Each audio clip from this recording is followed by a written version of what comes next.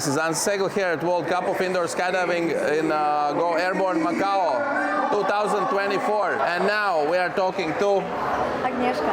Hello. Okay, and you are? I am an instructor, I'm coach. I am mostly coaching freestyle and flying freestyle. Great. So, how is Team Poland doing right now? Team Poland is doing amazing. From this, what I know, so far so good. We are winning in VFS. Hope it's gonna stay this way. I think they have one more round and then we're gonna know results. So I'm crossing fingers for my friends. And we have also one more junior freestyler. It's her first competition and she's doing great. She is 4th in World Cup and 2nd in European Championships. Okay, Melania. And it's her first competition, so we are very, very happy with that. So we were interviewing Melania and I thought she was a little bit stressed. How was it? Definitely interview is stressing her more than competition. Okay. On competition, she's actually doing great. She is not as nervous as I was scared that she's going to be. All her routines so far so good. I'm very happy with what she did in the tunnel. Also compulsory rounds were really good. So far we're doing our plan, so. Okay, great. How did you happen to be in indoor skydiving yourself? I saw a video of Maja Kuczynska flying in the tunnel. It was this most famous video from Wind Games. And I saw her doing splits, and because I was gymnast back then, I was like, oh, that's easy, I can do it the same. It's how it started then with my friend who is also here today. He's doing photos, Przemek. We sent it CV because we saw that FlySpot is looking for new instructors because they were opening tunnel in our city where we were living. And that's how I get this job. I just wanted to fly and do what Maja does. So that's now your full-time job? Yes. I am freelancing now. I was an instructor for 4 years at FlySpot, and now I'm coaching. Great. So, how do you see how this sport is developing right now? It's developing really good. I can see big changes since when I started. It was like 7 years ago. It's growing, especially freestyle. This year level is amazing. I absolutely love watching it. Guys are very strong this year. It used to be that girls were very powerful, and now guys are showing what they can. So it's really amazing to watch that. Do you see the difference between, let's say, four-way participants and freestyle participants in terms of age? Yes, definitely. But in freestyle, we can have junior category and open category, so we can have more juniors. In four-way, I don't think there is junior category. There is only open category. If I'm wrong, correct me. Okay. So obviously there is more adults because they probably train already longer. Then when you are just a junior who started 1 year ago, it's more difficult. So yeah, there is big difference in age. Okay, so about yourself, you do outdoor skydiving as well, or only indoor? No, I'm just doing indoor skydiving. So you're in a new generation, right? Yes, probably yes. Yeah, we were just speaking to Gary, who is Team Qatar coach, and he said, yeah, that there is a difference, and especially in indoor skydiving, you know, it's growing, so to say, apart from outdoor skydiving in some sense. Yes, for sure you can use your abilities which you learn in indoor skydiving and use it to the sky, put it to the sky. But I am playing safe. I am just flying in the tunnel. I'm a bit scared of skydiving. I'm scared of hurting myself. I don't want any breaks in my life. So yeah, that's why I choose only to do indoor skydiving. Maybe one day I'm gonna be a skydiver. For now, I'm not planning to do that. Okay. So, and why you don't participate this year in event? It's a long story. So when I started flying, my biggest goal was to go for competition because I used to be a gymnast. I used to compete in World Championships, European Championships. I really wanted to do the same in the tunnel. First time I wanted to compete in 2020 when COVID hit. There was no competition. And after that, I unfortunately got sick. I was out for 1.5 years. I couldn't compete in 2022, in 2023 because I was sick. And now I'm not competing because unfortunately health issues are still there and I cannot prepare for competition, because it's been up and down, and just cannot spend half a year just training because there's always something. So probably next year I'm also not gonna be able to compete, which is really sad because I really wanted to. But September, October gonna be hard for my half journey, and after that maybe in 2 years I'm gonna be able to compete. Now I'm not thinking about it, just focusing to prepare my students because that's what I can do. Trying to do it as best as I can so they have good time here and showing what they can, and that's what I'm focusing on now. Okay. Is it easy to get new people into the sport? No, it's not. Let's start that the sport is expensive, so it's not for everybody. It's not easy to start training. You first of all need to have money to be able to train. And to become an athlete, you need to train a lot. That means that you really need to have either sponsors or just have money to be able to train, because you are not able to prepare for competition like that if you're not flying minimum 1-2 hours a week.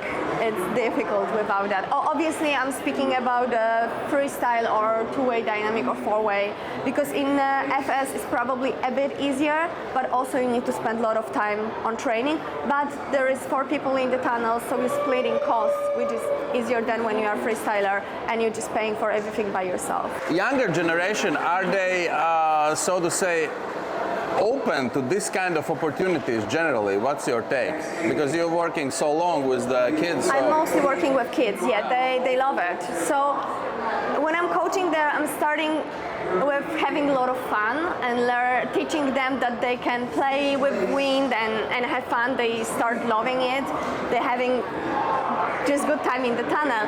And after that, they see even Melanie flying amazing, and then they are like, I want to do that as well. So then we're starting to train more and more with still playing a bit, but slowly playing less and less, and then we actually going to like more into competition way. So I do have some students back at FlySpot, which we started just normally, just playing in the tunnel, learning some new tricks, and now they're really thinking about competition. They all cheering for Mela, and they all want to be on the same level as her and want to compete on such a big competition.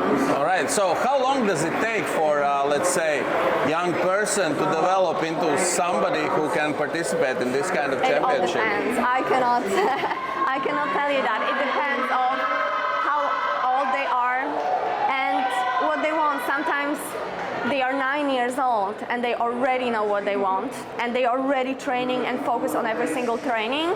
Sometimes they need to grow up a little bit to understand why they're doing that and to start having goals and change the way how they're training, because we can train and be super focused and every single second be patient and just do what we have to do to become better.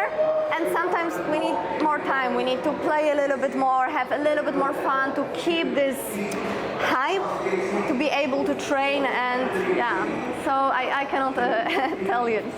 Also, it's helping if someone is training already some sport and know how to train. If you've been an athlete, as a kid obviously, if the kid is training some sport, it's easier for him to straight away go to like athletic way into the tunnel than if kid is not training anything outside of the tunnel. Then they don't understand how to train properly. Okay. Throughout the interviews, I conducted a lot of interviews here with athletes, and a lot of them, most of them said that one of the important, so to say, competencies or important tasks are to keep themselves mentally stable and focused. How do you see this mental approach to skydiving? Oh, absolutely. It's so important, especially on level like that, if you're competing. It's why I think going to sports psychologists, it's a very good idea to work on yourself and to be able to go through this hard time, because preparation for competition is not easy. Sometimes you're preparing a lot and then you can fail. And what then? Are we It's life. finishing? Exactly, but it's breaking. It's very difficult to lose if you're spending so much time to prepare for something. So mental part, it's so important. For me also like visualizing. I was competing in the FlySpot Polish Open a few times, so I did compete a little bit, but on like a national arena. And it's so important to visualize, to not train only inside of the tunnel, but also outside of the tunnel, to see yourself doing the movement. It's also easier to put it. And actually, after that, you're gonna do better in the tunnel if you're working in your head. It's very important. How big is indoor skydiving in Poland in general? It's big since beginning, I would say. We have amazing tunnels and we have amazing athletes. We have Maja Kuczynska, obviously, she's our rock star. We had Saltek, who beat all the records in speed, and he was incredible since he was a kid, and he was competing a lot. We have amazing VFS. We have a lot of amazing teams and very good flyers. Also to our tunnels, to Poland, they are coming so many amazing coaches. So we have actually someone to learn from, like Rafał Schweiger, Martin Dedek, Filip, and all the top people from around the world coming to FlySpot. They helping to grow the sport, and they helping also instructors at FlySpot to grow, to be better. Then we can coach better, and then everything is growing. So I do feel like actually Poland is the place where you can progress and learn and become the best. All right, so what you heard of this tunnel from competitors and your teammates? Can you share? I heard that it's a really good tunnel. Everybody is very happy. I mean, it's looking amazing. It's very beautiful tunnel. The glass, it's doing wow. And heard that air is very smooth. Everybody is happy about it. So didn't hear anything bad. Great to hear that. Great to hear that. So Agnieszka, what's your vision in 5 years from now? Where you see yourself in this sport? Where I see myself in the sport, one lesson I learned in my life is to do not plan for too long, because life can take it down and put into pieces. So I'm trying to not plan so much for now.